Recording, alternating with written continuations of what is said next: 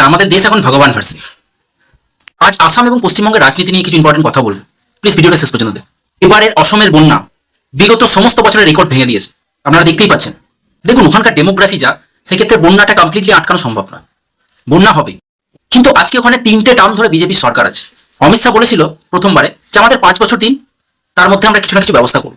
তারপরে বলেছিল আরো 5 বছর দিন, আমরা এটাকে কমপ্লিট করে দেবো। 15 বছরে নিশ্চয়ই কোনো না কোনো প্ল্যান সেটা ইমপ্লিমেন্ট করা যথেষ্ট টাইম এটা একটা। কিন্তু তারপরেও এই রেকর্ড বন্যা, মানুষ হাহাকার করছে, ঠিক মতন খাবার পাচ্ছে না। যে খাবারগুলো গভর্নমেন্টের তরফ থেকে দেওয়া হচ্ছে সেগুলো পর্যন্ত খাওয়া যাচ্ছে না, এত বাজে। সত্যি এদেশে শুধু প্রতিশ্রুতি, যেটা এখন ঢপের শ্রুতিতে পরিণত হয়েছে। খালি মিথ্যা কথা, খালি ভোট নেওয়া। যতদিন এই গণতন্ত্র এবং হাজার পার্টির মেলা থাকবে, ততদিন সত্যি কোনো কিছু কি পরিবর্তন সম্ভব? যদি সম্ভব হয়, অসমের মানুষের পাশে থাকুন। যদি আপনাদের চেনা পরিচিত থাকে, তাদেরকে আর্থিক সাহায্য করতে পারেন, বা যদি সোশ্যাল মিডিয়ায় দেখুন বিভিন্ন রকম সাহায্যের জন্য মানুষ তাদের কিউআর কোড বা ব্যাংক ডিটেলস দিলে তাদেরকে যদি সম্ভব হয় তো সাহায্য করুন। আর্থিক সাহায্য যতটা পারা যায়। আমাদের পক্ষে বাইরে তো আর কিছু করা সম্ভব নয়। সরকার কিছু করবে বলে আর মনে হয় না। এবার আসি আমাদের রাজ্যে।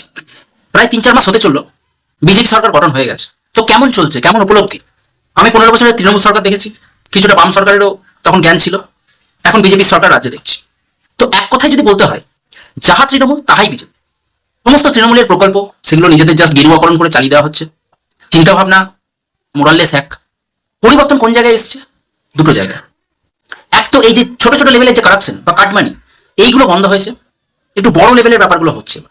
বড় পার্টি তো, তারা খুব একটা কাঁচা কাজ করে না, আর সাদা চোখে সেগুলো দেখতেও পাবেন না, তার জন্য একটু বুদ্ধি লাগে। এছাড়া আরেকটা জিনিস যেটা আলাদা তৃণমূলের থেকে, সেটা হচ্ছে ইন্টারনাল এবং এক্সটার্নাল সিকিউরিটি। বাংলাদেশ নিয়ে আমাদের সবসময় একটা ভয় থাকে, র্যাডিক্যাল ইসলামাইজেশন, সেটা নিয়ে যে একটা বাড়াবাড়ি চলছিল, তাদেরকে প্রশ্রয় দেওয়া, সেইটা এই সরকারের নেই, কন্ট্রোলে আছে। ইনলিগাল মাদ্রাসাগুলো আশা করি বন্ধ হবে বা মনিটরিং এ আসবে।